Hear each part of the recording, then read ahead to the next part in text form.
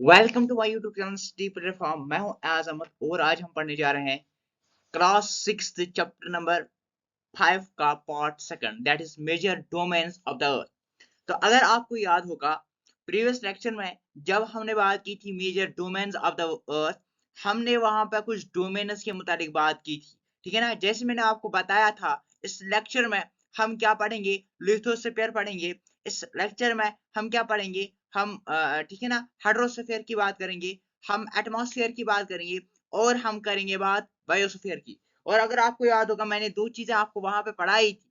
ठीक है ना, मैंने आपको बताया था कि इसकी बात हमने की थी वहां पर किसी लिथोस्फीयर की, और लिथोस्फीयर में भी हमने फिर पढ़ा था। लिथोस्फीयर में हमने देखा था, लिथोस्फीयर में हमने कंटिनेंट्स की बात की थी। ठीक है ना, कंटिनेंट्स में हमने देखा था डिफरेंट कंटिनेंट्स, जो हमारे पास 7 कंटिनेंट्स हैं। और इसके बाद हमने ओशंस की बात की थी। ठीक है ना, इसके अलावा हमने वहां पर किसकी बात की थी, हमने वहां पर हाइड्रोस्फीयर की बात की थी। ठीक है ना, हाइड्रोस्फीयर में भी हमने ओशंस की बात की थी, और लिथोस्फीयर में हमने 7 हमारे पास कंटिनेंट्स हैं, जिसमें जिसमें एशिया सबसे बड़ा है। ठीक है ना, उसके बाद Africa, north America, south America. ठीक है ना, फिर हमने किसकी बात की थी, फिर हमने बात की थी एंटार्क्टिका की, फिर हमने यूरोप की बात की थी, फिर हमने किसकी बात की थी, ऑस्ट्रेलिया की बात की थी। ये 7 कंटिनेंट्स है।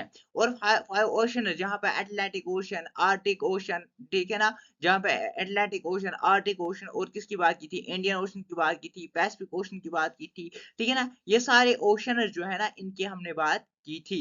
5 ओशंस की बात की थी, 7 कंटेंट्स की बात की थी। और इसके बाद हम आए आज इस पार्ट में, जहां पे हम करेंगे बात एटमॉस्फेयर।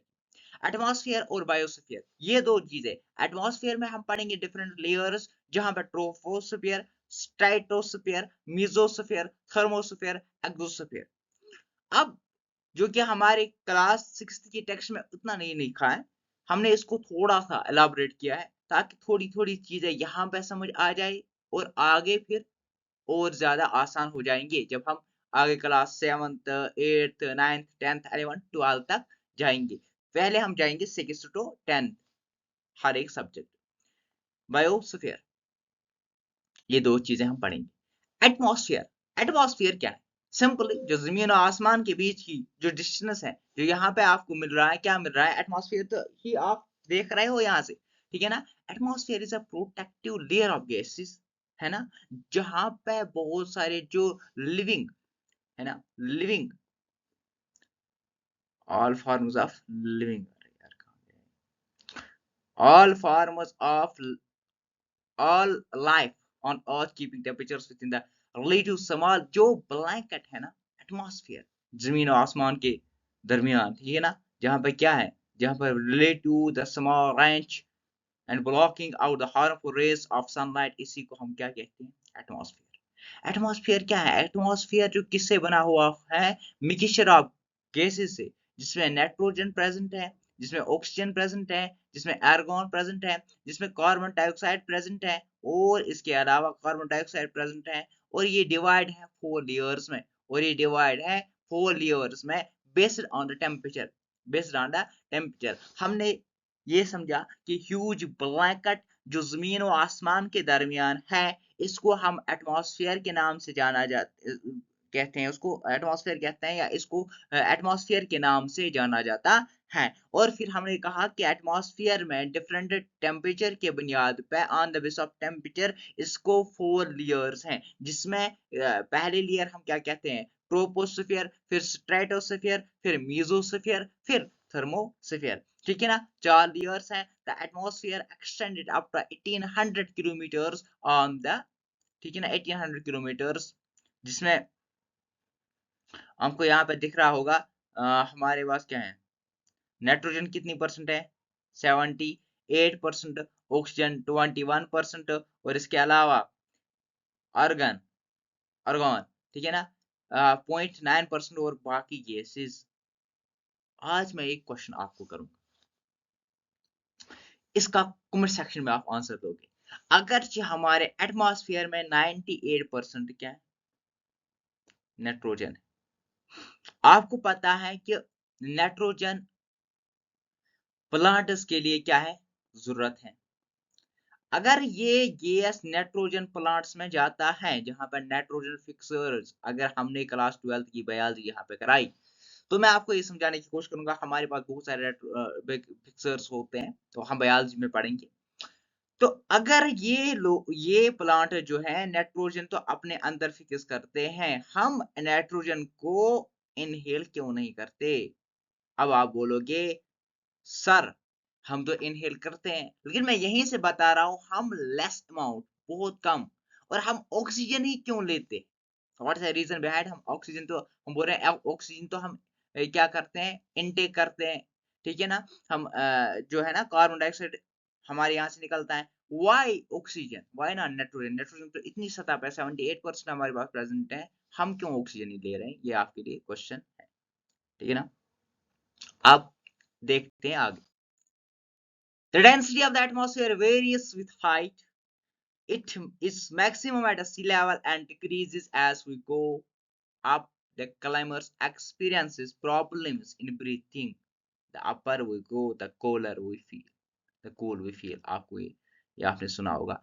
जो क्लाइंबर्स है ना, इनको प्रॉब्लम हो जाती है, क्यों? क्योंकि एन जो एयर की डेंसिटी है वो डिक्रीज हो जाती है विथ हाइट, यानी कि जितना हम ऊपर जाएंगे वहाँ डेंसिटी ऑफ एयर क्या होगी? लो होगी। वहाँ डेंसिटी ऑफ एयर क्या होगी? लो होगी, यानी एयर जो है ना उसकी प्रेजेंस क्या होगी? कम होगी। और they have to carry with them oxygen cylinders to be able to breathe at high altitudes। इन्हें हाई एल्टीट्यूड्स पे जब वो लोग जाते हैं, इनको क्या करना पड़ता है? इनको अपने साथ ऑक्सीजन सिलेंडर साथ लेने पड़ते हैं, और टेम्परेचर जो है ना वो डिक्रीज हो रहा है। जितना जितना हम ऊपर जाएंगे उतना उतना हम फील करेंगे क्या? उतना हम क्या करेंगे फील? उतना हम कूलर फील करेंगे।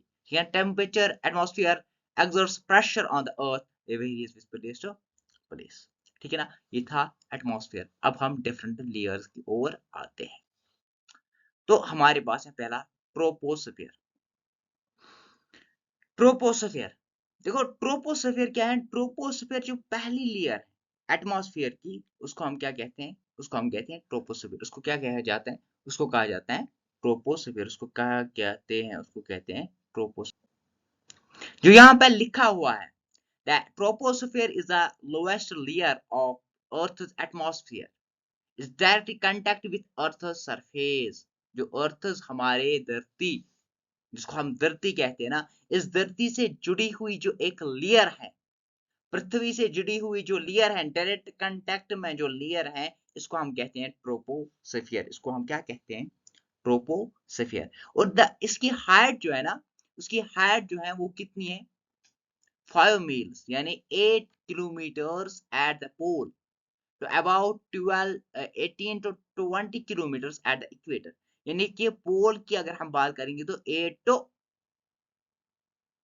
8 किलोमीटर तक, और जब हम इक्वेटर की बात करेंगे तो 18 to 20 किलोमीटर तक। और यहाँ पर क्या क्या है? 78% यही जो हमारे पास, जिसको हम क्या कहते हैं? The troposphere is made up of 78% nitrogen, 21% oxygen, और 0.3 to 0.4% water vapor, 0.04% carbon dioxide.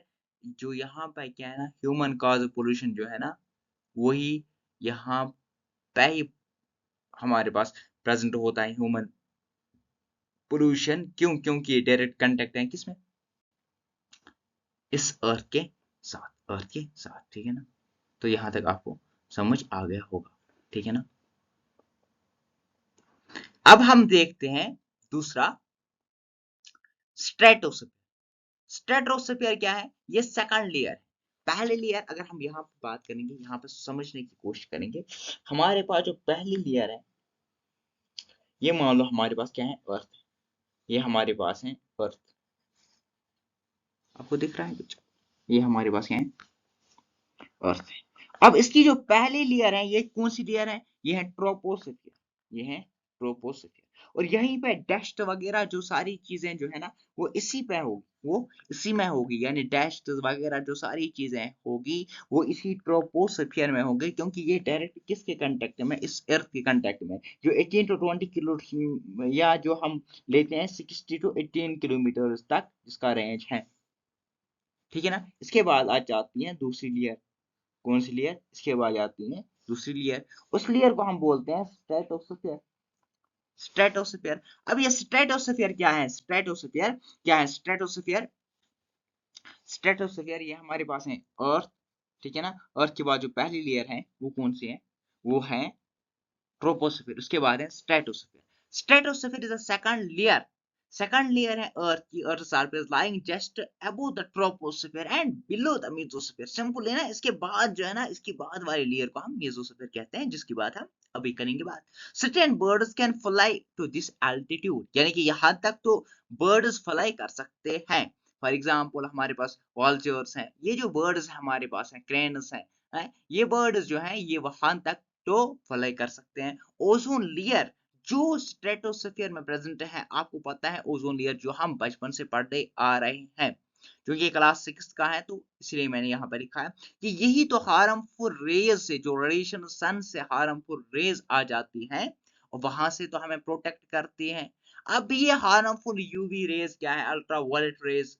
अब हम रेज जब फिजिक्स में जाएंगे वहां पे हम रेज की बात करेंगे, वहां पे हम देखेंगे डिफरेंट रेज, जहां पे हमारे पास है एक्स रे, जहां पे हमारे पास है ना एक्स रेज है, जहां पे रेडियो वेव्स हैं, जहां पे अल्ट्रावायलेट रेज है ना। उनकी रेंज डिफरेंट रेज की डिफरेंट होती है। ठीक है ना। हम देखेंगे वहां पे कौन सा अल्फा बीटा गामा रेज, वो हम देखेंगे आगे। ठीक है ना। तो which protect the earth from the harmful radiations emitted by the sun, जो सन से आ रही है उस रेडिएशन से हमें प्रोटेक्ट करते हैं। फिर है मेसोस्फीयर। फिर है मेसोस्फीयर। तो सिंपली जब हमारे पास फर्स्ट लेयर जो थी वो कौन थी? वो थी अर्थ। अर्थ के पास था ट्रोपोस्फीयर। ठीक है ना। ट्रोपोस्फीयर फॉर एग्जांपल ये ट्रोपोस्फीयर के बाद था स्ट्रेटोस्फीयर। ये हमारे पास है अर्थ। अर्थ के इस साइड से है, इस साइड से क्या है? ये ट्रोपोस्फीयर। फिर है स्ट्रेटोस्फीयर। स्ट्रेटोस्फीयर के बाद हमारे पास है मेसोस्फीयर। मेसोस्फीयर। इसके बाद हमारे पास है मेसोस्फीयर। अब मेसोस्फीयर जो है ना ये मिडल लेयर है, middle layer of the atmosphere. और इस एटमॉस्फेयर की जो अर्थ की एटमॉस्फेयर है ना उसकी मिडल लेयर है कौन? मेसोस्फीयर। मेसोस्फीयर कहाँ पे लोकेट कर रहे हैं? Between the stratosphere, stratosphere and the thermosphere. यानी कि इसके बाद हमारे पास क्या है? थर्मोस्फीयर। इसके बाद है थर्मोस्फीयर। मेसोस्फीयर जो है ना ये कोललेस लेयर है। आपको मैंने बताया था the upper we go the colder we feel. यहाँ से जितने जितने ऊपर हम जा रहे हैं, जितने जितने ऊपर हम जाते रहे हैं, वहां से हमें क्या हो रहे हैं, इतनी हम कोल फील करते हैं। और यहाँ पे -100 डिग्री भी हमें महसूस होता है। ठीक है ना। The mesosphere is made up of some gases as the rest of the atmosphere, but also contains meteoric smoke particles from burning of meteorites. जो मेटेराइट्स जो प्रेजेंस है, मेटेराइट्स कहाँ पे प्रेजेंट होते हैं? इसी मेसोस्फीयर में प्रेजेंट होते हैं। यहाँ तक आपको समझ आ गया होगा। अब हम जाएंगे थर्मोस्फीयर में। Thermosphere located between the mesosphere, mesosphere है ना, मेसोस्फीयर के बाद हमारे पास क्या है? Thermosphere and the exosphere. यानी कि हमारे पास जो अभी जो हमने देखा, अभी जो हमने देखा यहाँ पे हमारे पास था अर्थ, स्ट्रेटोस्फीयर, मेसोस्फीयर, अर्थ, अर्थ के बाद ट्रोपोस्फीयर, फिर था क्या? स्ट्रेटोस्फीयर, फिर मेसोस्फीयर, फिर थर्मोस्फीयर। थर्मोस्फीयर के बाद हमारे पास है एक्सोस्फीयर। एक्सोस्फीयर क्योंकि ये जो थर्मोस्फीयर है ये बिटवीन है मेसोस्फीयर एंड एक्सोस्फीयर। लो अर्थ, जो हमारे पास लो अर्थ ऑर्बिट है, सैटेलाइट। जब हम बात करेंगे ग्रेविटेशन में, हम देखेंगे क्लास 11th की फिजिक्स में अगर हमने पढ़ा यहाँ से ग्रेविटेशन, ग्रेविटेशन चैप्टर में हम पढ़ेंगे, वहां पे हम देखेंगे कि सैटेलाइट्स को कैसे लॉन्च किया जाता है, को कितनी एनर्जी होनी चाहिए, कितना कैसे लॉन्च किया जाता है, और सैटेलाइट्स एक्चुअल में होता क्या है वो हम आगे देखेंगे। अब याद रखो जो हमारे पास है लो अर्थ ऑर्बिट सैटेलाइट्स, जब हम वो कहाँ करते हैं, जब हम वो क्या करते हैं ऑर्बिट, जो वो ऑर्बिट में जाते हैं, वो कहाँ पे प्रेजेंट होते हैं? इसी थर्मोस्फीयर में। एक्स रेज या यूवी रेज जो कहाँ से आ रही है? सन से आ रही है, वो भी एब्जॉर्व करना है यही कौन? थर्मोस्फीयर। यहाँ तक क्लियर। अब हम देखते हैं आगे। हमारे पास है अब एक्सोस्फीयर। एक्सोस्फीयर जो made up of gases, for example hydrogen, helium, nitrogen, oxygen, carbon dioxide. ये एक्सोस्फीयर जो है ना outermost layer of our atmosphere. Outermost layer of the atmosphere is कौन सा? Outermost layer exosphere. ये हमारे पास है क्या? एक्सोस्फीयर। होप आपको यहाँ तक क्लियर। अब देखते हैं बायोस्फीयर। बायोस्फीयर हमारा बायोस्फीयर जो है ना ये वो रीजन है, अर्थ का वो रीजन है। कौन सा रीजन? जहाँ पे क्या होंगे? लाइफ होंगे present, include humans, plants, animals, bacteria. It's also known as ecosphere. यानी कि इकोलॉजी जो हम पढ़ते हैं, ब्रांच एक अलग सब्जेक्ट जो हम इकोलॉजी पढ़ते हैं, ठीक है ना, जहाँ पे हम लाइफ के मुतालिक बात करते हैं, जहाँ पे हम यहाँ पे जो बायोस्फीयर है ये किससे बना हुआ होता है? ये बायोटिक एंड अबायोटिक, यानी अबायोटिक और बायोटिक जो कनेक्शन है, यहाँ पे जब इनका कनेक्शन बन जाता है तभी तो बायोस्फीयर बन जाता है। बायोस्फीयर जो है ना थिन लेयर है अर्थ की, थिन लेयर है अर्थ की, जो सपोर्ट करती है लाइफ को। फॉर एग्जांपल फ्यू किलोमीटर्स तक ये एटमॉस्फेयर में जाती हैं, ऊपर और नीचे, यानी कि नीचे भी ये जाती हैं, ऊपर भी होता है। ये सारा कुछ जो है ना जहाँ पे लिविंग ऑर्गेनिज्म प्रेजेंट होते हैं, as well as non living factors जो इनको एनर्जी में, न्यूट्रिएंट्स में मदद करते हैं, ठीक है ना। द बायोस्फीयर जो है narrow zone of contact between the land, air, water, ये सारे इसमें आ जाते हैं। जो भी अगर हम जोन्स बनाएंगे, देखो हम एक जोन, 3 जोन्स को बनाएंगे। अब हम देखेंगे 1 2 3। देखो अगर हम इस जोन को समझने की कोशिश करेंगे, आपको दिख रहा होगा यहाँ पे, अगर हम देखेंगे ना 3 जोन्स को हम बनाने की कोशिश करेंगे। हमारे पास एक जोन है, ठीक है ना, हमारे पास दूसरा जोन है, हमारे पास तीसरा जोन है। ये हमारे पास है क्या? 3 जोन्स को हम बनाएंगे। हम बनाएंगे पहले, कौन सा हमने पढ़ा है? लिथोस्फीयर। फिर हमने पढ़ा हाइड्रोस्फीयर। फिर हमने पढ़ा क्या पढ़ा हमने? लिथोस्फीयर। लिथो यानी कि जहाँ पे हमने स्टोन्स की बात की थी। फिर हमने कौन से पढ़ा दूसरा? उसी में हमने हाइड्रोस्फीयर की बात की थी। फिर हमने एटमॉस्फेयर की बात की थी, एटमॉस्फेयर की बात की थी। अब यहाँ पे एक सर्कल बनाएंगे जो इन तीनों को क्लोज करता है, जहाँ पे लिथोस्फीयर भी आ जाते हैं, यहाँ पे हाइड्रोस्फीयर भी आ जाता है, क्या भाई हमारे पास एटमॉस्फेयर भी आ जाते हैं। इसी को हम बायोस्फीयर मानते हैं। इसी को क्या मानते हैं? बायोस्फीयर मानते हैं। हमने एक लेयर बनाई, हमने एक सर्कल बनाया जिसमें हमने कहा लिथोस्फीयर। फिर हमने कहा यहाँ पे क्या है? हाइड्रोस्फीयर। फिर हमने कहा यहाँ पे क्या है? यहाँ पे है एटमॉस्फेयर। फिर जो एक सर्कल जो इन तीनों को कवर करते हैं उसी को हम कहते हैं बायोस्फीयर।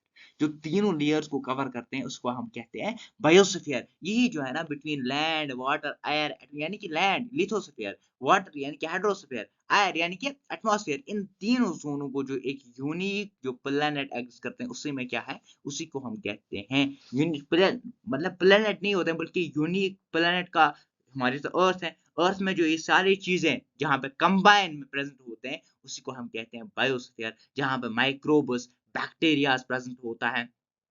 अगर आप बायोलॉजी को देखोगे ना, एमोबिया की हम बात करेंगे, देखो कितना छोटा होता है ना, 1 सेल जो प्रेजेंट होता है। और फिर देखो कितने बड़े हमारे पास ऑर्गेनिज्म होते हैं, वहां पे कुदरत हमें नजर आ जाती है, ठीक है ना। जो यहाँ पे सारे, ये सारे जो है ना ऑर्गेनिज्म्स, बायोस्फीयर, इनको भी हम डिवाइड कर सकते हैं ब्रॉडली, प्लांट किंगडम में भी और एनिमल किंगडम में भी। और ये जो 3 डोमेन्स हैं लाइफ की, जो 3 domains of the earth interact with each other and effect of each other in some ways of the other, इनकी ये सारे जो है ना एक दूसरे के साथ क्या कनेक्टेड हैं। और अब यहाँ पे एग्जांपल, अब क्या कर रहे हैं? अब जो 3 डोमेन्स ऑफ, अब जो हम हैं, अब जो हम मतलब क्या, जो जो ये ह्यूमंस हैं, अब ये क्या कर रहे हैं? ये यहाँ से कटिंग कर रहे हैं फॉरेस्ट्स को। अब ये बता जा रहा है कि फुलफिल आवर नीड्स है, हम क्या कर रहे हैं? लैंड को क्लियर कर रहे हैं, एग्रीकल्चर को ज्यादा से ज्यादा ग्रो कर रहे हैं। अब जहाँ पे फॉर एग्जांपल एक पूरा प्लॉट यहाँ से फॉरेस्ट से कवर अप था पुराने ज़माने में, अब क्या रहा है? इतना ही रह गया है। बाकी जो पूरा यहाँ से इतना जो पूरा कवरेज था, वो पूरा हमने खा लिया है। कहीं पे कंस्ट्रक्शन इंडस्ट्रियलाइजेशन हो गई है, हाँ, कहीं पे हमने क्या किया है, डिफॉरेस्टेशन किया है और ये खत्म हो गया और इसका इम्पैक्ट जो है ना वो हमारे इसी एटमॉस्फेयर में आ रहा है। जब एटमॉस्फेयर ये हो जाएगा, जब वाटर पोल्यूशन इंक्रीज हो जाएगा तो सिंपली ये एक दूसरे के साथ इंटरकनेक्टेड हैं, जो आपको समझने की कोशिश करें बायोस्फीयर पे भी क्या पड़ेगा, सिंपली असर पड़ेगा। जैसे हम बात करेंगे फॉर एग्जांपल अगर सारे हर्बीवर्स खत्म हो जाएँगे, अगर सारे हर्बीवर्स खत्म हो जाएँगे तो क्या इम्पैक्ट पड़ेगा? अगर सारा ग्रास खत्म हो जाएगा तो क्या इम्पैक्ट पड़ेगा? अगर सारा ग्रास खत्म हो जाएगा तो सिंपली हर्बीवर्स खत्म हो जाएँगे और इसका इफ़ेक्ट क्या होगा? अगर जंगलों में हर्बीवर्स खत्म हो जाएँगे फॉर एग्जांपल तो कार्निवर्स जो होंगे ना वो कहाँ आएँगे? वो गाँव में आ जाएँगे और ऐसे-ऐसे ही खत्म हो जाएगी। मतलब मेरा मतलब है कि इंटरलिंक्ड है ये सारा जो दुनिया है ना ये सारा ये इंटरलिंक्ड है एक दूसरे पे, ठीक है ना? अगर एक साइड से अनबैलेंस हो गया तो खत्म। ये इमिशन ऑफ फ्रॉम इंडस्ट्री जो यहाँ से आ रही है थर्मल ये पावर प्लांट से व्हीकल से पोल्यूटेंट से कार्बन डाइऑक्साइड ये है ना ये कॉन्स्टिट्यूंसी फॉर एग्जांपल जहाँ पे इंक्रीज हो रही है कंटिन्यूअसली कार्बन डाइऑक्साइड जहाँ पे मैंने आपको बताया कि इंडस्ट्रीज वगैरह और ये करते हैं कॉज ग्लोबल वार्मिंग और ग्लोबल वार्मिंग क्या किसको हम कहते हैं कि जब टेम्परेचर इंक्रीज हो रहा है जैसे जैसे हमारे पास एक टेम्परेचर है जब वो इंक्रीज रेंज में हो जाए इसको हम बोलते हैं ग्लोबल वार्मिंग और जब ये ग्लोबल वार्मिंग क्या करता है ये प्रोड्यूस करता है फिर ग्रीन हाउस इफेक्ट क्या कर रहे हैं ग्रीन हाउस इफेक्ट को क्या कर रहे हैं प्रोड्यूस करता है ग्रीन हाउस इफेक्ट को क्या करता है ग्रीन हाउस इफेक्ट को जन्म देता है और आपको पता है ग्रीन हाउस इफेक्ट से क्या क्या प्रॉब्लम्स हो सकते हैं ग्रीन हाउस इफेक्ट जो है ना ये मोस्टली टेम्परेचर हीट अप करता है अर्थ का टेम्परेचर जहाँ से ग्लेशियर्स पिघल जाते हैं जहाँ से फ्लड्स आते हैं ठीक है ना और ये सारी चीज़ें जो आपने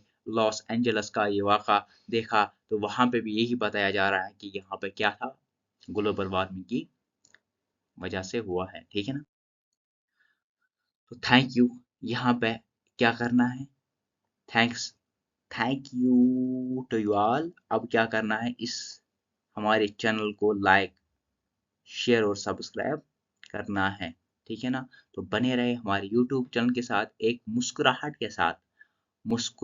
के साथ पढ़ना है बाकी जो लिखा होगा वो हम तक पहुंच जाएगा तो बने रहे हमारे यूट्यूब के चैनल के साथ study platform like share subscribe करना ना भूलिए